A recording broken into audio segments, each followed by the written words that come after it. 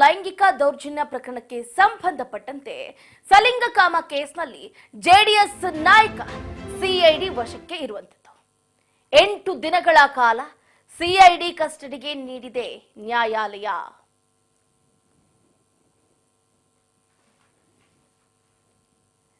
ಸೂರಜ್ ರೇವಣ್ಣ ವಿರುದ್ಧ ದಾಖಲಾಗಿರುವಂತಹ ಲೈಂಗಿಕ ದೌರ್ಜನ್ಯ ಆರೋಪ ಪ್ರಕರಣಕ್ಕೆ ಸಂಬಂಧಪಟ್ಟಂತೆ ಈಗ ಹೊಸ ಟ್ವಿಸ್ಟ್ ಸಿಕ್ಕಿದೆ.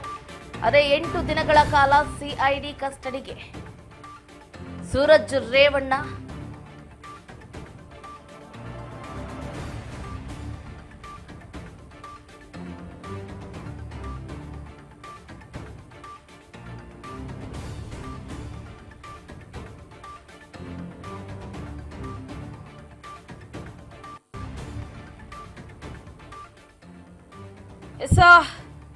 ಒಂದು ಕಡೆ ಬ್ಯಾಕ್ ಟು ಬ್ಯಾಕ್ ಪ್ರಕರಣದಲ್ಲಿ ಸಿಲುಕಾಕಿಕೊಳ್ತಾ ಇರುವಂತಹ ದೇವೇಗೌಡರ ಅಥವಾ ಎಚ್.ಡಿ. ರೇವಣ್ಣನವರ ಕುಟುಂಬಕ್ಕೆ ಬಹಳ ದುಃಖದ ಸಂಗತಿ ಅಂತಾನೆ ಹೇಳ್ಬೋದು ಇದು. ಈಗ ಸೂರಜ್ ರೇವಣ್ಣ ಅವರು ಕೂಡ ಅಸಹಜ ಲೈಂಗಿಕ ದೌರ್ಜನ್ಯ ಆರೋಪದ ಅಡಿಯಲ್ಲಿ ಸಿಲುಕಿ ಈಗಾಗಲೇ 14 ದಿನಗಳ ನ್ಯಾಯಾಂಗ ಬಂಧನವನ್ನ ಅದಕ್ಕೆ ಒಳಪಟ್ಟಿದ್ದಾರೆ. ಇದರ ನಡುವೆನೇ ಈಗ ಸಿಐಡಿ ಕಸ್ಟಡಿಗೆ ಸೂರಜ್ ರೇವಣ್ಣ ಅವರನ್ನ ನೀಡಲಾಗಿರುವಂಥದ್ದು. ಕೋರ್ಟ್ನಲ್ಲಿ ವಾದ ಪ್ರತಿವಾದವನ್ನ ಆಲಿಸಿ ಈ ಡಿಸಿಷನ್ ಅನ್ನ ತಗೊಳ್ಳಲಾಗಿದೆ. MLC ಸೂರಜ್ ರೇವಣ್ಣ ವಿರುದ್ಧದ ಅಸಹಜ ಲೈಂಗಿಕ ದೌರ್ಜನ್ಯ ಪ್ರಕರಣದ ತನಿಖೆ ತೀವ್ರಗೊಳ್ತಾ ಇದೆ ಕ್ಷಣಕ್ಕೂ ಕೂಡ. ಏನು ಯುವಕನೊಬ್ಬನಿಗೆ ಸೂರಜ್ ರೇವಣ್ಣ ಅವರು ಲೈಂಗಿಕ ಕಿರುಕುಳವನ್ನ ನೀಡಿದ ಆರೋಪವನ್ನ ಎದುರಿಸ್ತಾ ಇದ್ದಾರೆ. ಮೊನ್ನೆಯಷ್ಟೇ ಏನು ಕೋರಮಂಗಲದ NGV ಶಿವಕುಮಾರ್ ಅವರ ನಿವಾಸದಲ್ಲಿ, ನ್ಯಾಯಾಧೀಶರಾದಂತಹ ಶಿವಕುಮಾರ್ ಅವರ ನಿವಾಸದಲ್ಲಿ ಸೂರಜ್ ರೇವಣ್ಣ ಅವರಿಗೆ ನ್ಯಾಯಾಂಗ ಬಂಧನವನ್ನ ವಿಧಿಸಲಾಯಿತು 14 ದಿನಗಳವರೆಗೂ.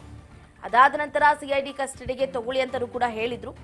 ಈಗ 8 ದಿನಗಳವರೆಗೂ ಕೂಡ ಸಿಐಡಿ ಕಸ್ಟಡಿಯ ವಶದಲ್ಲಿ ಸೂರಜ್ ರೇವಣ್ಣ ಇರಲಿದ್ದಾರೆ.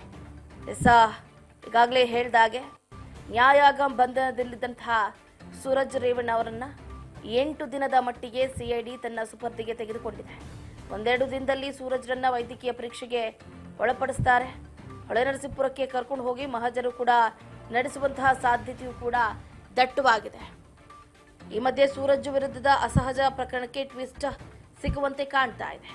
ಸೂರಜ್ ಪರವಾಗಿ ದೂರು ಕೊಟ್ಟಿದ್ದಂತಹ ವ್ಯಕ್ತಿ ಇದೀಗ ಒಂದು ಕಡೆ ನಾಪತ್ತೆಯಾಗಿದ್ದಾನೆ, ಮತ್ತೊಂದು ಕಡೆ ಮೇಲಿಂದ ಮೇಲೆ ಕೇಸ್ ಕೂಡ ದಾಖಲಾಗ್ತಾ ಇದೆ. ಮತ್ತೊಬ್ಬ ಸಂತ್ರಸ್ತನು ಕೂಡ ಸೂರಜ್ ರೇವಣ್ಣನವರ ವಿರುದ್ಧವಾಗಿ ಈಗಾಗಲೇ ಹೇಳಿಕೆಯನ್ನು ಕೊಟ್ಟಿದ್ದಾನೆ. ಅದು ಕೂಡ ಬಹಳ ಸಂಚಲನ ಮೂಡಿಸ್ತಾ ಇದೆ.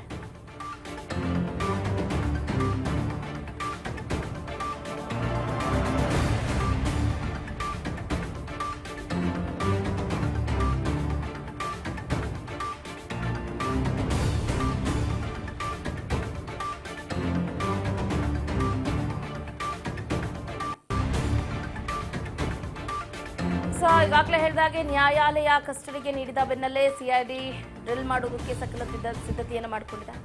ಘಟನೆ ಬಗ್ಗೆ ಮಾಹಿತಿಯನ್ನು ಪಡೆಯುವುದಕ್ಕೆ ಸಿಐಡಿ ತಂಡ ಕಂಪ್ಲೀಟ್ ಆಗಿ ಮುಂದಾಗಿದೆ. ಯಾಕಂದ್ರೆ ಇದರಲ್ಲಿ ಇನ್ವೆಸ್ಟಿಗೇಷನ್ ಚುರುಕಾಗಿ ನಡಿಬೇಕಾಗಿದೆ. ಹಾಗಾಗಿ ಇವತ್ತು ಅಥವಾ ನಾಳೆ ಹಾಸನಕ್ಕೆ ಕರೆದೊಯ್ದು ಮಹಜರನ್ನ ನಡೆಸುವಂತಹ ಸಾಧ್ಯತೆಯೂ ಕೂಡ ಹೆಚ್ಚಿದೆ. ಎಲ್ಲಿ ಯಾವ ತೋಟದಲ್ಲಿ ಸೂರಜ್ ರೇವಣ್ಣ ಅವರು ಆ ಸಂತ್ರಸ್ತನನ್ನ ಕರೆದ್ರು, ಅಲ್ಲಿ ಏನೇನೆಲ್ಲ ಘಟನೆಗಳು ಆಯಿತು ಅನ್ನೋದ್ರ ಬಗ್ಗೆ ಪಕ್ಕಾ ಮಾಹಿತಿಯನ್ನ ಕಲೆ ಹಾಕ್ತಾರೆ. ಒಟ್ಟಾರೆಯಾಗಿ ಈಗ ಸಿಐಡಿ ತನಿಖೆ ಚುರುಕುಗೊಳ್ತಾ ಇದೆ ಅಂತಾನೆ ಹೇಳ್ಬಹುದು. ಇನ್ನೊಂದು ಕಡೆ ಇನ್ನೇನು ಒಂದೆರಡು ದಿನದಲ್ಲಿ ಸೂರಜ್ರನ್ನ ವೈದ್ಯಕೀಯ ಪರೀಕ್ಷೆಗೂ ಕೂಡ ಒಳಪಡಿಸ್ತಾರೆ. ಅದಾದ ನಂತರ ಹೊಳೆನರಸೀಪುರಕ್ಕೆ ಇವತ್ತೇ ಕರ್ಕೊಂಡು ಹೋಗ್ಬೋದು ಅಥವಾ ನಾಳೆ ಕೂಡ ಕರ್ಕೊಂಡು ಹೋಗಿ ಮಹಜರನ್ನ ನಡೆಸ್ತಾರೆ. ಇದರ ನಡುವೆ ಈಗಾಗಲೇ ಹೇಳಿದಾಗೆ ಸೂರಜ್ ರೇವಣ್ಣನವರ ಅಸಹಜ ಪ್ರಕರಣಕ್ಕೆ ಟ್ವಿಸ್ಟ್ ಸಿಗುವಂತೆ ಕಾಣ್ತಾ ಇದೆ. ಯಾಕಂದರೆ ಸೂರಜ್ ಪರವಾಗಿ ದೂರು ಕೊಟ್ಟಂತಹ ಶಿವಕುಮಾರ್ ಕಾಣೆಯಾಗಿದ್ದಾರೆ, ಫೋನ್ ಸ್ವಿಚ್ ಆಫ್ ಮಾಡಿಕೊಂಡಿದ್ದಾರೆ. ದೂರುದಾರನ ನಡೆ ಅನುಮಾನವನ್ನ ಮೂಡಿಸ್ತಾ ಇದೆ.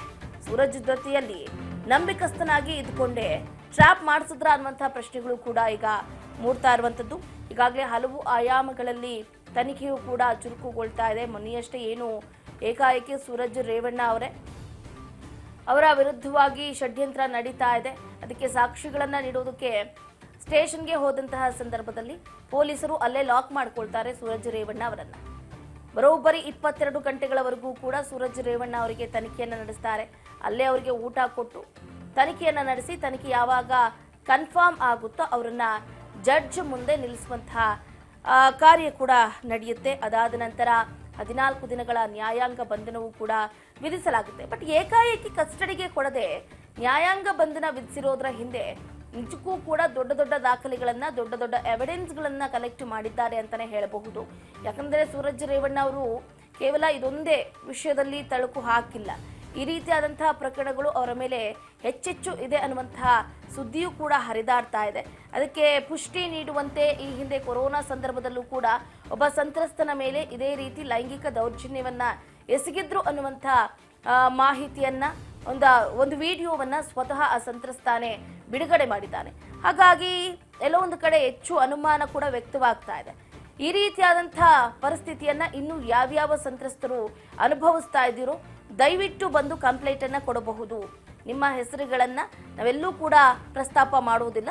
ಆ ಹೆಸರುಗಳನ್ನ ನಾವು ಗುಪ್ತವಾಗಿ ಇಡ್ತೀವಿ ಅಂತ ಇತ್ತ ಅಧಿಕಾರಿಗಳು ಕೂಡ ಕರೆಯನ್ನ ಕೊಡ್ತಾ ಇದ್ದಾರೆ. ಹಾಗಾಗಿ ಒಬ್ಬೊಬ್ರೆ ಅಂದ್ರೆ ಏನು ನಿಜವಾಗ್ಲೂ ಕೂಡ ಸೂರಜ್ ರೇವಣ್ಣ ಲೈಂಗಿಕ ದೌರ್ಜನ್ಯವನ್ನ ಆ ವ್ಯಕ್ತಿಗಳ ಮೇಲೆ ಎಸಗಿದ್ರೆ ಬಂದು ಅವರು ಕೂಡ ಕಂಪ್ಲೇಂಟ್ ಅನ್ನ ಕೊಡಬಹುದು. ಒಟ್ಟಾರೆಯಾಗಿ ಕಿರುಕುಳ ನೀಡುವ ಉದ್ದೇಶ ಹೊಂದಲಾಗಿದೆ ಅಂತ ಹೇಳಲಾಗ್ತಾ ಇದೆ. 2-3 ದಿನ ವಿಚಾರಣೆಗೆ ನೀಡಿದ್ರೆ ಸಾಕು, ಘಟನೆಯ ಬಗ್ಗೆ ಕಂಪ್ಲೀಟ್ ಆಗಿ ಮಾಹಿತಿಯನ್ನು ತಿಳ್ಕೊಳ್ತಾರೆ ಅಧಿಕಾರಿಗಳು. ಇನ್ನೊಂದು ಕೂಡ ಗಮನಿಸಬೇಕಾಗುತ್ತೆ, ಘಟನೆ ನಡೆದ ತಕ್ಷಣ ದೂರುದಾರ ದೂರನ್ನ ನೀಡಿಲ್ಲ.